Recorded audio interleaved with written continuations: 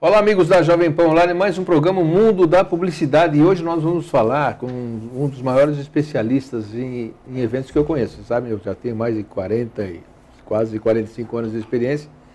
Já fui em vários eventos, frequentei como patrocinador, como convidado, etc. Mas alguns desses eventos inesquecíveis que eu participei foram realizados por esse profissional que está aqui, que é o Ricardo Bennett, que é presidente da RB2 Eventos. O Ricardo, que tem uma carreira bonita, ele foi tenista profissional, disputou a Copa Davis em 1970, ou seja, craque. Depois abandonou a carreira numa empresa de aço em Porto Alegre, a pedido do pai, que ele queria, tal, que seguisse a carreira como administrador de empresas, que ele é, mas resolveu abandonar tudo para ser professor de tênis. E foi parar. Isso lá, quando foi estudar nos Estados Unidos, ganhou uma bolsa nos Estados Unidos, foi o primeiro jogador, o jogador número 1 da faculdade Florida State University. Durante 4 anos ele foi o jogador principal da faculdade, disputou o campeonato e acabou disputando a Copa Davis depois. Mas voltou para o Brasil e foi ser professor de tênis de novo, começou a ter um relacionamento muito grande, ele vai contar isso aqui, e acabou com esse relacionamento que é fundamental nos dias de hoje, relacionamento, fazendo eventos, produzindo eventos extraordinários com um público de alto nível sempre comparecendo. Ricardo, muito obrigado por sua presença aqui nos nossos estúdios. Obrigado, Décio. E aí, essa história de você realmente não querer ser administrador de empresa para seguir o teu sonho, me conta um pouquinho disso. Na verdade, assim, eu joguei tênis desde pequeno com meu pai, fui campeão gaúcho. Teu pai jogava tênis também? Meu pai jogava. Mas jogava mas com mais idade, né? E depois eu fui campeão gaúcho, fui campeão sul-americano, fui fazendo uma carreira dentro do tênis. E aí, na verdade, aí fui convidado para jogar a Copa Davis, fui campeão sul-americano, então uma série de coisas. E aí veio um técnico americano e me contratou para levar para os Estados Unidos, né? E aí eu fui para a Florida State University, que é onde está o governo do estado da Flórida, que é Tallahassee, que é a capital da Flórida. Pouca gente sabe, mas é a capital da Flórida. É Tallahassee. Tallahassee, é a capital da Flórida, o governo está lá. Não é Orlando. Não é Orlando, não é Jacksonville, não é Miami, é Tallahassee. Então lá eu fui durante 4 anos número 1, depois eu passei, aí eu fiz um curso de especialização em marketing e fiquei mais um ano lá sendo professor-chefe do Forest Meadows Racquet Club, que era um clube de elite da cidade. Depois vim para o Brasil, meu pai tinha uma empresa que tinha a ver com aços e derivados, e me pôs uma empresa muito grande em São Paulo, para seguir a carreira, para depois talvez tomar conta da empresa dele. E eu realmente, na hora que eu estava 1 ano nessa empresa e estava me promovendo para diretor regional lá do Sul... Mais pepinos pela frente? Eu resolvi fugir. Meu pai, coitado, ficou muito bravo comigo. Imagina. Porque eu resolvi vir dar aula de tênis em São Paulo. Apesar de parecer assim, por dar aula de tênis, foi a primeira escola de tênis que teve no Brasil. Dali veio o Hobby Center, deste modelo saiu o Hobby Center, chamava Coque Tavares Tennis Center. E dessa Coque Tavares Tennis Center que saiu, todos os outros depois, do modelo, né, o Hobby Center, que foi a primeira grande escola. Essas escolas que tem aí, que é Play Tennis, tudo veio, saiu daí. Ou seja, em São Paulo, no Brasil existia uma só. Uma só que foi aberta, e era uma escola muito elitizada, era muito Imagina cara. O preço de aula. Caríssima, eu ganhava mais como professor dessa escola do que como diretor de uma empresa de aço, porque realmente era uma coisa super exclusiva, né?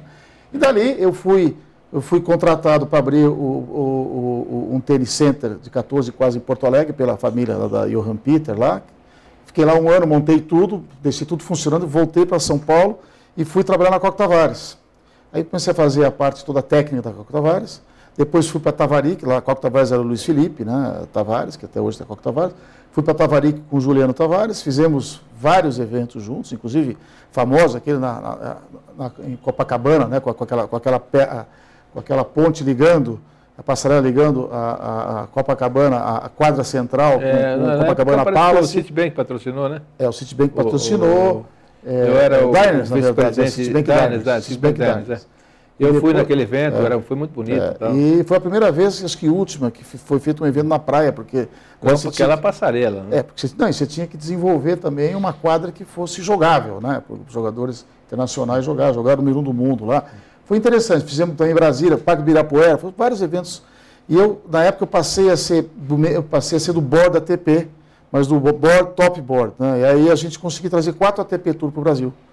que hoje tem exemplo o Sauípe, que é o que a Coca Tavares tem, que é o ATP maior que tem hoje no Brasil, a gente tinha naquela época 4, era outra época, né? Era outro dinheiro, era muito mais. Que ano foi isso? Você lembra? 83, foi 84. 87, 88, 89, 90, por aí. Tínhamos 4 ATP Tour. Depois a Tavaric teve um problema com o Banco Banespa, que deu um cano na gente, de 2 milhões de dólares na época, eu acho.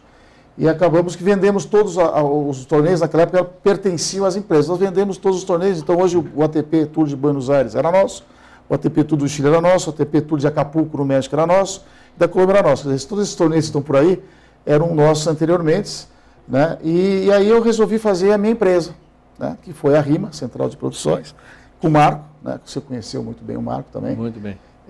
Que acabou falecendo, né? Muito jovem ainda, nem 50 anos, 2003. E aí, obviamente, que eu continuei e mudei o nome da empresa para RB2, que é o meu nome, porque era sempre difícil de falar RIMA, né? Porque RIMA era Ricardo e Barco, né? Então, acabei trocando o nome da empresa e continuei dando sequência aos eventos, né? Itaparica é um evento que você conhece muito bem, é um evento Clube Med que tem 14 anos já, foi Citibank 8 anos, né? Depois foi... Mas ele aconteceu antes desses 14 anos na sua mão, né? A gente herdou, na verdade, assim, ele começou em 90. Perdão, 90 não, 80. Com a inauguração do Clube Med, começamos a fazer uns eventos lá com a Coca Tavares. Depois, mais para frente, Tavaric, foi Sul-América Open. E aí se disputava o torneio profissional. Não, profissional. Sul-América Open, depois o Citibank comprou. Isso. Inclusive, em 87 foi o ano que o Agassi ganhou. Primeiro torneio profissional da vida dele. Ele ganhou lá e eu dei o wildcard para ele, porque ele não estava inscrito, acabou jogando e ganhando o torneio, que foi o primeiro torneio. E aquele torneio especialmente era um torneio do Juliano Tavares, né, que era o nosso... tinha uma visão sempre maluca, né? E ele fez o maior torneio na época de premiação do mundo. Taparica, naquela época, em 87, pagou 500 mil dólares, $500 mil de prêmio. E isso deu uma pontuação muito grande para o Agassi. E o Agassi saiu de 40 do mundo para 17, só naquele torneio.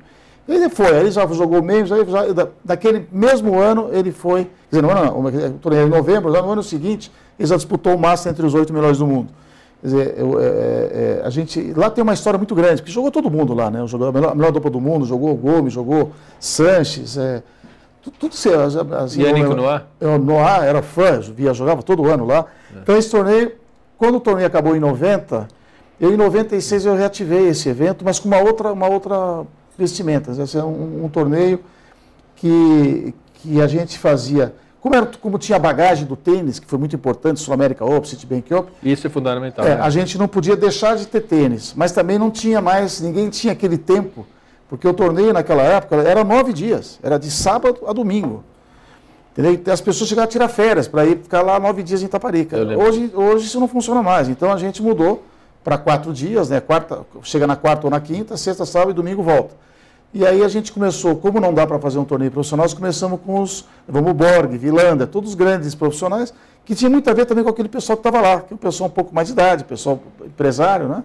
Fizemos fechamos o Clube Med e fizemos um evento onde as pessoas compravam as cotas do tamanho que elas achavam interessantes para a sua empresa, né, às vezes você queria levar mais convidados, você queria apresentar teu produto. Virou um evento de tênis, continua sendo tênis, mas mais de Masters, alguma coisa assim, né? De Masters, mas que é para ter a espinha dorsal, mas o resto era um evento de relacionamento puro. Relacionamento puro. Que é isso que está na moda, que as pessoas procuram. Né? Isso hoje foi muito copiado depois, nós estamos falando em 96. Muito copiado. Muito copiado depois disso, né?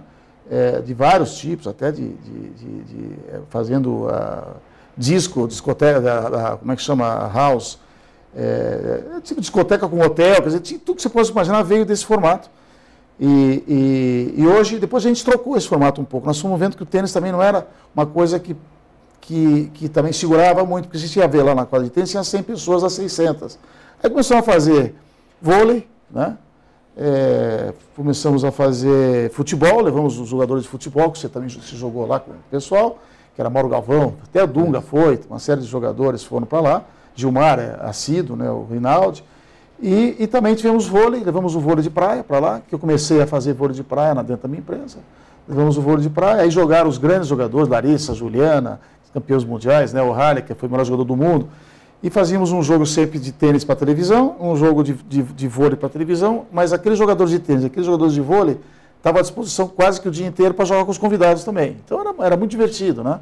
Que na verdade eles não estavam lá como trabalhando, eles estavam trabalhando nas horas vagas, mas o resto eles eram convidados iguais aos outros. Era muito divertido a gente ver o Luiz Mata, o Jaiminho Sims, o Yannick Noah jogando futebol, né? Eu quando joguei lá, o Yannick Noah jogando, correndo, reclamando, sendo driblado, driblando, dando carrinho, ou seja, esse tipo de relacionamento também foi interessante para o evento. É que o evento é um nível tão assim, legal, e o astral é tão bom, que as pessoas, você vê, o Jorge Benjó foi fazer o show, e no dia seguinte estava jogando futebol. Eu estava lá, eu vi. Depois, com a Ana Paula de Oliveira. Ana Paula, que era a juíza, né? Árbitra. Do jogo. Depois, você via, o Lulu Santos fazia show, à noite ia no nightclub, lá dançar. Quer dizer, porque eles não eram pressionar, não eram, né? Eu lembro que quando a Rita Lee fez um show lá, ela desceu do palco, foi no meio das mesas e sentou no colo do Rubinho Barrichello. Né? Porque ali você não tem aquele assédio, né? Aquela coisa. Então, o Guga mesmo, o Guga Kirtan, quando foi lá, falou, pô, Ricardo, é um evento que eu posso... O Guga, lembra, entra nos estádios, sai tudo fechado. Lá ele andava lá e falou, eu posso levantar e almoçar, é um respeito enorme, né? Quer dizer, vem um ou outro, fala, Guga, você pode tirar uma foto, mas muito, né? Então não há esse assédio. Então as pessoas que têm assim, que a gente reúne lá, seja jogando de vôlei, de futebol, de tênis, artistas da Globo, todo esse pessoal, eles se sentem muito à vontade porque não tem aquele assédio, né? As pessoas têm até um pouco de vergonha, eu acho, de fazer esse tipo de assédio, né? Ricardo, eu sempre digo o seguinte, quando a conversa é boa, o tempo passa rápido. Os primeiros 10 minutos já se esgotaram. Mas nós vamos continuar, então, no segundo bloco, falando desse torneio fantástico de Itaparica. Eu acho que o Ricardo, até hoje, é conhecido não só pela sua especialização, pela sua competência, mas também por esse evento de Itaparica. Ele trouxe algumas imagens para a gente mostrar. Então, assista o segundo bloco da entrevista com o Ricardo Berndt, que é o presidente da RB2 Eventos. Até já.